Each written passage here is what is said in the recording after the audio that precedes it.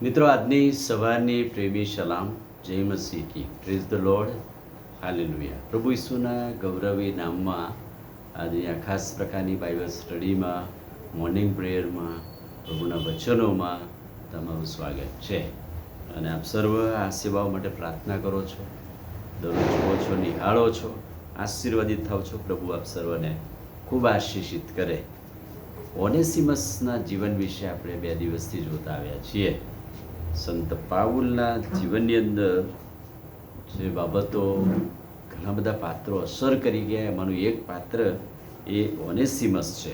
અને ઓનેસિમસને પ્રભુએ જે રીતે આશીર્વાદ આપ્યા અને સંત પાઉલે એના વિશે ઘણી બધી બાબતો કહી, અને એમાં ખાસ અગત્યની વાત કલોસ્યના પત્રમાં અને ફિલેમેનના પત્રમાં. ફિલેમેનનો પત્ર એક જ અધ્યાય, અને એ અધ્યાયની અંદર મોટા ભાગે સંત પાઉલે ઓનેસિમસ વિશે પ્રકાશ પાડ્યો છે.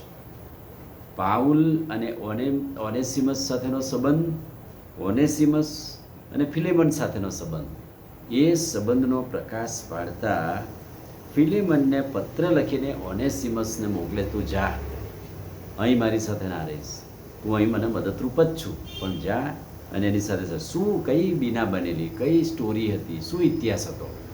તેમ કહેવાય છે કે એ સમયમાં ગુલામ પ્રથા હતી, અને ઓનેસિમસ એ ફિલેમનનો ગુલામ હતો, ગુલામ તરીકે કામ કરતો હતો. પણ એ કોઈક રીતે ત્યાંથી ભાગી ગયો, અને એનું નામ ભાગેડું ગુલામ પાડવામાં આવ્યું હતું. પણ એ રોમ આવ્યો, અને રોમમાં આવીને સંત પાઉલને મળ્યો, અને પાઉલ સાથેની સંગત થઈ, એને પ્રભુનો સ્વીકાર કર્યો, એ પ્રભુમાં આવ્યો. અને પ્રભુમાં આવ્યા પછી થોડો સમય ત્યાં રહ્યા પછી એને સ્ટોરી જાણી કે આ તો ફિલેમેનનો ભાગેડું ગુલામ છે. ફિલેમનના જીવનમાં પણ સંત પાઉલે કામ કર્યું હતું, અને એટલે પાઉલને એમ લાગ્યું કે આ બંને વચ્ચે સમાધાન થવું જોઈએ.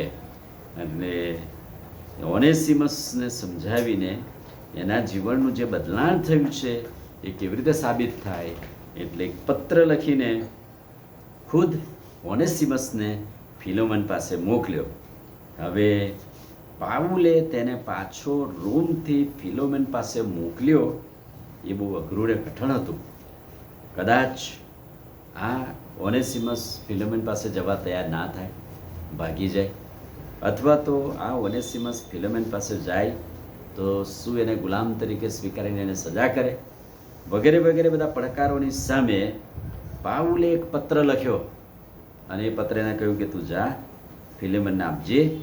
અને ઓનેસિમસ માટેની એણે જે વિનંતી કરી, હું તને વિનંતી કરું છું કે તું ઓનેસિમસનો સ્વીકાર કરજે. પહેલી વાત, તારી પાસેથી ભાગી ગયો, બરાબર છે, પણ પહેલી વાત તો એ છે કે તારે તેનો સ્વીકાર કરવો પડશે. બીજી વાત, હું તેને મારા હૃદય સમાન તારી પાસે મૂકું છું. એટલે જેમ મારું હૃદય પાઉલના હૃદયને જો તું માનતો હોય તો તું તેનો સ્વીકાર કરજે. એટલે કે મારું હૃદય હું તને તારી પાસે મોકલું છું, ગુલામ તરીકે નહીં, પણ હવે ખ્રિસ્તમાં એક ભાઈ તરીકે સ્વીકાર કરજે. હવે એનું સ્ટેટસ બદલાઈ જવું જોઈએ. હવે ગુલામ નથી, એ ખ્રિસ્તમાં છે. એનો અર્થ એમ થયો કે અહીંયા જૂનો અને નવો કરાર બે દેખાડે છે. જૂના કરારમાં ગુલામ પ્રથામાં માફી નથી, ફરીથી આવે તો ફરીથી એને ગુલામ તરીકે જ રહેવાનું. પણ નવા કરારમાં ખ્રિસ્તમાં જે સ્વતંત્રતા છે એ પાઉલ બતાવે છે. હવે એ ગુલામ નહીં, પણ ખ્રિસ્તમાં એક ભાઈ છે, અને થોડા સમય માટે તારાથી જુદો પડ્યો એ જરૂરી હતું, પણ હવે કાયમ તારી પાસે રહેશે. પણ કેવું? સ્વતંત્ર, ગુલામ નહીં, અને ખ્રિસ્તમાં એક ભાઈ તરીકે. અને ફિલેમનના પત્રમાં સંત પાઉલ ક્ષમા અને સમાધાન પર પ્રકાશ પાડે છે. ક્ષમા એટલે કે ફિલેમન પણ અગાઉ પ્રભુમાં નહોતો, પણ સંત પાઉલથી પ્રભુમાં આવ્યો ને એને જે ક્ષમા મળી, એવી જ ક્ષમા ઓનેસિમસને મળે. જે રીતે ખ્રિસ્ત સાથે સમાધાન ફિલેમેનનું થયું, એમ ફિલેમેનનું અને ઓનેસિમસ સાથે સમાધાન થાય એની પર પ્રકાશ પાડ્યું. અને છેલ્લી વાત, ઋણ અદા કરવાની વાત. જો તું મારી પર પ્રેમ કરતો હોય, એના સંબંધનું જે કંઈ ઋણ હોય, એના સંબંધનું જે કંઈ બાકી નીકળતું હોય, એ કહે છે કે મારા ખાતામાં લખજે, તું, હું આવીશ ત્યારે ભરપાઈ કરીશ. હું માનું છું કે ફિલેમને એક ભાઈ તરીકે તેનો સ્વીકાર કર્યો. ફરીથી એ ગુલામ નથી અને પ્રભુમાં સદા આનંદ કરો, પ્રભુમાં એક મતે રહો. એ વાત અહીંયા ઓનેસિમસ અને ફિલેમનના જીવન પરથી સંત પાઉલ મધ્યસ્થ બને છે અને એમનું સમાધાન કરાવે છે. આમ પ્રાર્થના કરીએ. ભલા પ્રભુ, આજે સવારે અદ્ભુત ખાતરીદાયક વચન ફિલેમનના પત્ર પરથી અને કલોસિયાના પત્ર પરથી અમને પ્રાપ્ત થાય છે, અને એ તો ઓનેસિમસ અને ફિલેમન વચ્ચેનું સમાધાન, ક્ષમા, સમાધાન, પ્રભુ પરનો પ્રેમ પ્રગટ થાય છે. પ્રાર્થના પ્રભુ ઈસુના નામમાં કરીએ છીએ. સાંભળો ને માન્ય કરો. આમીન. God bless you.